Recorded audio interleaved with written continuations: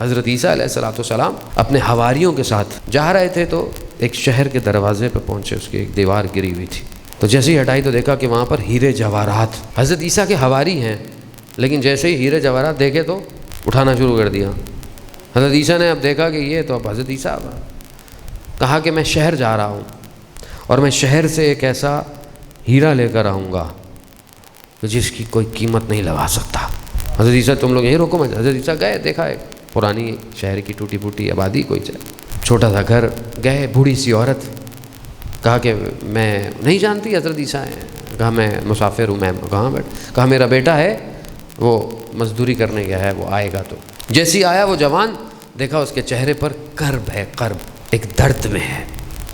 نبی خدا کی پہچان گئے، کہا جوان کیا مشکل ہے؟ کہا نہیں کوئی مشکل نہیں، کہا بتاؤ شاید میں تمہاری مشکل حل کروں۔ کہا ایسے ایسے ہے، میں مزدوری کرتا ہوں، یہ وہ۔ ایک قافلہ جا رہا تھا، کاروان، ہوا چلی، پردہ ہٹا تو میری نگاہ اس محمل پر پڑ گئی، اور وہ ایک نگاہ میری پڑی خاتون پر، تو بس وہیں میں عاشق ہو گیا۔ لیکن جب میں پیچھے پہنچا تو وہ یہاں کے جو سلطان ہے، جو بادشاہ ٹائپ، اس کا کاروان تھا، اور وہ اس کی بیٹی ہے، اور اب یہ قرب اندر کھائے جاتا ہے، میں تو غریب سا آدمی، میں کیا کروں؟ حضرت عیسیٰ نے کہا یہ تو کوئی مسئلہ ہی نہیں، کہا میرے ساتھ تم چلو باہر نکلے، کہا پتھر جمع کرو، تشت میں جمع کیا۔ حضرت عیسیٰ نے اذن الہی سے ان سب کو ہیرے جواہرات میں بدل دیا، کہا یہ جاؤ لے جاؤ بادشاہ کی خدمت میں اور اس کو دے دینا۔ میں لے گیا، اور پھر اپنی درخواست، جب بادشاہ آتا تھے تو ہیرے جواہرات جانتا تھا، جب اس نے اتنے قیمتی پتھر دیکھے تو کہا کہ کیوں آئے ہو؟ کہا کہ رشتے کے لیے۔ کہا میں دے دوں گا، ایک اور ایسا تشت لے آؤ۔ وہ پھر آیا، حضرت عیسیٰ کے لیے کوئی مسئلہ ہی نہیں تھا، دوبارہ بنایا، لے گئے، ادھر شادی ہو گئی۔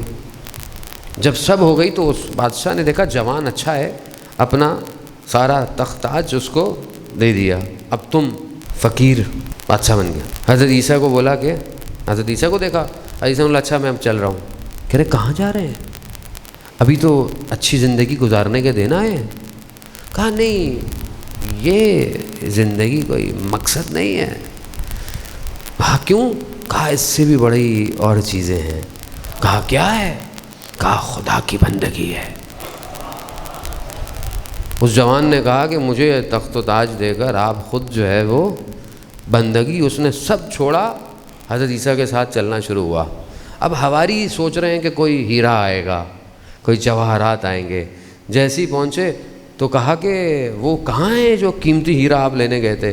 کہا وہ قیمتی ہیرا اس جوان کا قلب ہے جس میں خدا بستا ہے۔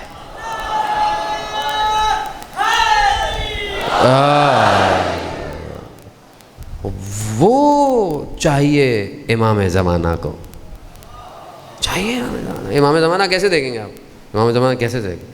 کیسے حسین ابن علی نے لوگوں کو سلیکٹ کیا ہے؟ کیسے کیا ہے؟ کوئی لوگوں کے خاندان تھے؟ نہیں، قلب، جس کا دل اللہ کے لیے دھڑکتا ہو، ولی الزمان اسی کا انتخاب کرتا ہے۔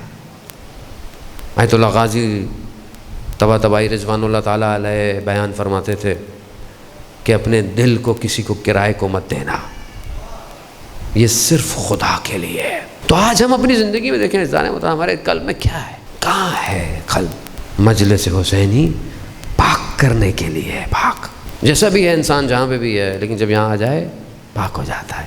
آپ یقین کریں کوئی ایسی جگہ نہیں ہے دنیا میں جو قلب کو پاک کرے، کوئی نہیں، اور اس میں میرا آپ کا کوئی کمال نہیں ہے۔ دنیا جہان میں آپ کہیں جائیں، کسی بھی جگہ جائیں، کچھ حاصل کرنے، کچھ پڑھنے، کوئی ٹریننگ کرنے، کوئی نہ کوئی شرط ہے داخلے کی، اور حسین ابن علی کی اس یونیورسٹی میں کوئی شرط نہیں ہے، جو جیسا ہے آ جاؤ۔